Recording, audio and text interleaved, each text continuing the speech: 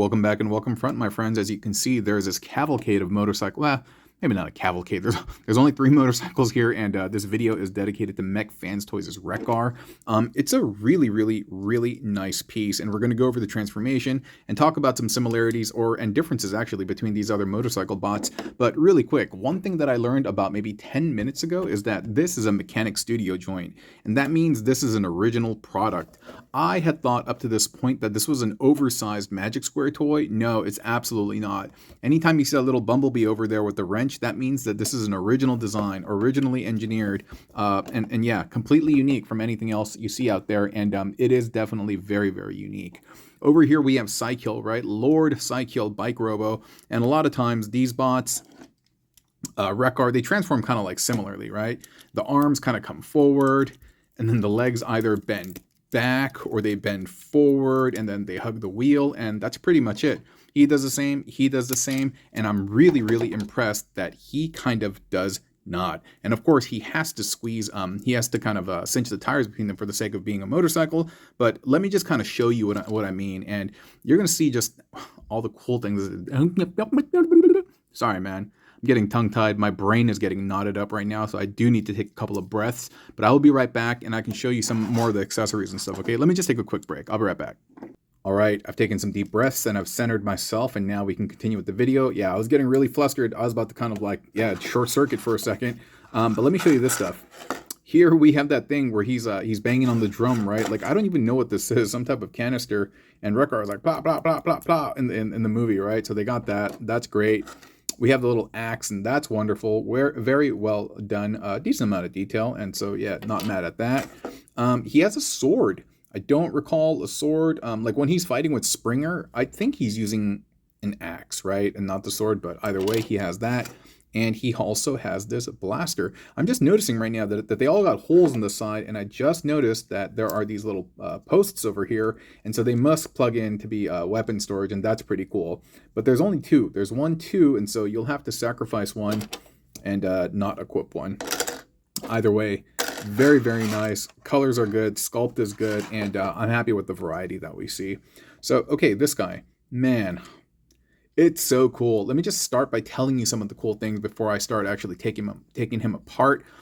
This part right over here, this is the foot is sandwiching the fist, while the fist is holding the back section of the foot right there. And so you can see the hand is sandwiched. A handwich? Haha. I like that a lot. It gives me a sense of security, stability, and it's like, wow. And you can, very cool. I'm not sure if the tires actually pop up. Somebody had mentioned that they don't. We're going to check it out though, okay? And so transformation is pretty basic. These side bits over here, you just kind of blip, blip. Oh, blip, blip. It wouldn't blip, blip. But yeah, you just kind of put them down. Toes are cool. You peel them out. I love the color, by the way. This is actually my favorite type of like mixture and mixture of colors, kind of like this retro stuff that you may see on like velour sweaters.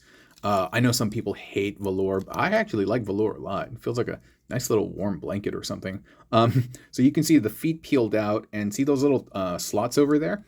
They actually tab in under the fists, under the forearm, so that's really nice. So you can bring the fists out now, and after you do that, you can peel out this entire bit, and these heel sections, you can pop them back. And yeah, they'll just kind of pop in place, and then you can move the feet back.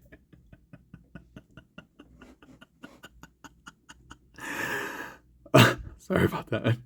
And so we'll just untab these. Very secure on the bottom, and there's also a little post over here. And you know what? I actually see a pin, and so whoever had mentioned that the tires don't come off, and I think that person had mentioned it in the short. Yeah, you were right. You were right. I mean, you're probably not watching this because 90% or 95% of people don't watch the shorts of my viewers. But yeah, that individual was right. It does not come off. And then we got these bits over here. And I believe they just do that. These little saddlebags become the side of his waist. I think, right? Hold up for a sec. Yeah, that seems to be right. Sorry, I was just kind of taking a look at the instructions and stuff. And then from here, the arms were together like this a second ago, right? And so we just separate them. Then you can pull them out, and you can orient them however you see fit. And we'll do that a little bit later. Cool. We're actually almost done, and dude, it's so very nice. This part, the headlights, I do wish perhaps this stuck out a little bit more, that was a little bit more prominent, but whatever, dude, I'm not too mad at it. And so you just kind of peel this back. It is tabbed in. I'm forgetting exactly where, but it is tabbed in. Oh, okay, there you can see it. You can see it. Those little slots right there on the shoulder, on the lats, right? And so you untab that, and then you can peel this entire bit. Dude, I was talking super confidently, and I got combo broken. I was like, you can peel this entire thing. Blah, blah, blah. Dude, what? Dude, I'm tripping. Oh, okay. Oh, there you go. So you peel that once, then you gotta spin this, and then you gotta spin this bit, and that should allow you to fold this up in there, and then you can hide that in the cavity, and then just make sure that the head gets clearance. This part, the seat, if you want, you could just leave it down like this, but it can also hide in there. One of the reasons why I have not been doing that is, so one, this is kind of difficult to get apart. You definitely need to get something thin in there. I'm just using my nails right now, and it's become like a little loose since that time. But yeah, you just open this up, and perhaps I did a couple of things out of order. But yeah, you open this up, and then you can actually rock the seat up, and then you can close it again. But yeah, I must have done something wrong because I can't quite open up the back part. What did I do wrong, mama? What did I do wrong? Oh, I just needed to open it up a little bit more. Cool. And then it's probably, you know what? I'm probably having clearance issues because I have not brought the chest forward. Just give me 1 second because this is messing me up right now. Let me clean them up. 1 second. Okay, I just opened it all the way up, right? And so after you open it all the way up, this is perhaps the most complicated, and it's not even that complicated. You can get that piece in there, and then you can close this up. Then you, sorry, I should have closed that up as well. Cool, and then you can bring this flap down. You can bring that bit down, and it's not that difficult. It's just a little bit hard to do on camera. You can see those parts came down. He has a very nice head sculpt. Love the stash and the little goatee. Saddle bags. Get them up here. Once more. You bring this down, and then you just flip the fist over as the last step. And boom, Johnny Depp. Well, what's up, Johnny Depp? I hope one day you watch this video. You saw Johnny Depp back in the day on 21 Jump Street, like the old one. All right, let's see how he holds his accessories. Oh, very well. Ooh, pop, pop, pop. Very smooth like butter. Very nice. Very nice. Yeah, you know, now that I'm thinking about it, I may have perhaps been incorrectly calling this guy on social media as an OS version of Magic Squares things, and I should really kind of retract and rewind that particular statement because he totally is not. Isn't he nice? Isn't he nice? So much presence. Double, what is it? Double knees.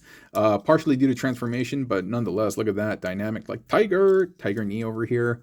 Can I get... that's too bad that the legs... I like this because like I don't want to do that. Can he... Should I put it on his... can he hold it on his... That would have been cool, right? If you could have slid this on the handlebar, and I don't want to do that. That would have been really cool. Whatever, dude. Missed opportunity. But yeah, you saw the double knee. Ankles are on a ball socket, but there's limitations because of the housing and the casing and stuff. But this is really nice. Yeah, that's really nice and kind of buttery. Not as bad as Perceptor, but this is cool. Head's on a ball joint, arm, like everything's pretty much on universals. Double elbow over here, bicep swivel. It's very well done.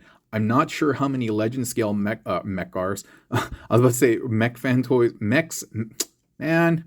MechFansToys Wreck-Gar. I don't know how many of these legend scale guys are out there from the Junkions, but he might be the first one that I've seen, and I'm very, very impressed. I am very impressed. The colors, details, paint, overall quality, and manufacturing is very, very, very high. Don't dismiss these guys, MechFansToys, just thinking that they're some KO factory. They're not. They're not. They do a lot of different things. Their products are very diversified, and so is their portfolio. And so check him out. If you want to pick this guy up, you can get him at tfsafari.com. Utilize my codes. Tell him BOTBENDER send you, and I'm pretty sure you're going to like this guy if you're into Junkions, yeah? I'll talk to you all soon. I really appreciate y'all, especially those who watch to the end. Yeah, I really, really do appreciate it. Because, really quick, let me tell you, if nobody watched these videos to the end, YouTube would just blank them out, meaning like they would just deprioritize them and no one would ever watch them again. The fact that there are people consuming the entirety of these meals, the entirety of this content is actually what breathes life into these videos. And so I appreciate y'all. I really, really do. The folks who swipe away after like 15, 30 seconds, 1 minute, of course, it's like, yeah, you help with the ad revenue. And I appreciate that too. But in terms of retention, engagement, and getting this like promoted, it's y'all who watch to the end. And once again, thank you so much. And maybe we'll do a special giveaway for only the people who watch long form videos, huh? We'll see. Bye.